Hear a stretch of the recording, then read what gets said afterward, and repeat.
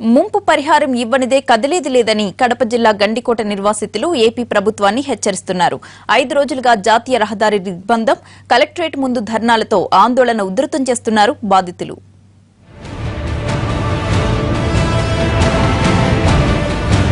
ముంపు పరిహారం కోసం గండికోట నిర్వాసితులు చేపట్టిన ఆందోళన 5వ రోజుకు చేరింది.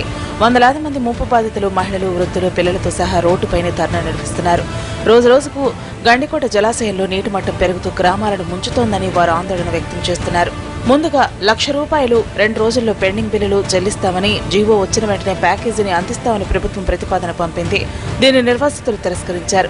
కొత్త ప్యాకేజీతో పాటు పాత బకాయిలను ఏకమొత్తంగా చెల్లించేంత వరకు ఆందోళనను వేడేది లేదని స్పష్టం చేశారు. కలెక్టరేట్ ఎదుట నిర్వాసితులతో కలిసి అఖిలపక్ష పార్టీలు ఆందోళన నిర్వహించాయి.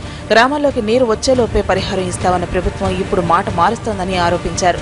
పరిహారం చెల్లించేంత వరకు గ్రామాలను ఖాళీ చేసే ప్రసక్తే లేదని తేల్చి చెప్తున్నారు బాధితులు. పులివెందుల్లో నీళ్లు కావాలంట, అర్జెంటుగా నీళ్లు ఆపరంట ఎక్కడ కానీ. మరి ఈ దారిలో ఉండే ప్రజలు ఏం కావాలా? ఆయన గడ్డమ్మ విలువమ్మ కూడా ఈ ప్రజల ప్రాణాలు కావా? ఆ ఎండిపోయిన చీనా చెట్లకు కోసం బాధపడమే కానీ బతికున్న మనుషుల కోసం ఎవరు ఆలోచించే వాళ్ళు లేరా అని అడుగుతున్నాం. మేము 2 ఎకరాల భూమి ఉన్నది, అది మునిగిపోయింది.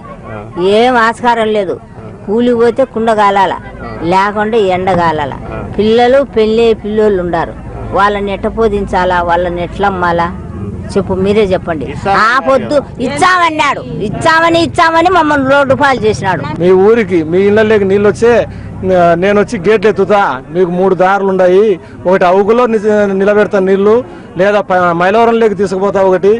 అది కానప్పుడు గండికోట గేట్లు ఎత్తి తగ్గుకురిస్తా కానీ మీ గ్రామంలోకి కానీ ఏ ఇంటి దగ్గరికి నీళ్లు రావు. ఒకవేళ వస్తే అంత లోపల ప్యాకేజ్ ఇప్పిస్తాము, ప్యాకేజ్ ఇచ్చిన తర్వాతనే మీ ఇళ్ళకి నీళ్ళు అయితే వస్తాయి అని చెప్పడం జరిగింది.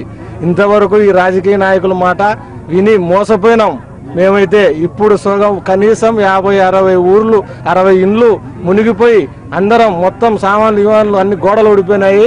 నష్టపరిహారం చెల్లించకుండా, పునరావాస చర్యలు చేపట్టకుండా గండికోటకు నీళ్లు వదిలి బాధితుల్ని భయాందోళనకు గురి చేస్తున్నారని విపక్ష నేతలు మండిపడుతున్నారు. సదరు అధికారులపై కఠిన చర్యలు తీసుకోవాలని డిమాండ్ చేస్తున్నారు. ప్రస్తుతం ఆ ప్రాంతాల్లో ఏఎస్పీ ఆధ్వర్యంలో 20 సీఐలు, 7 ఎస్ఐలు, 100 మంది పోలీసులతో బందోబస్తు నిర్వర్తిస్తున్నారు.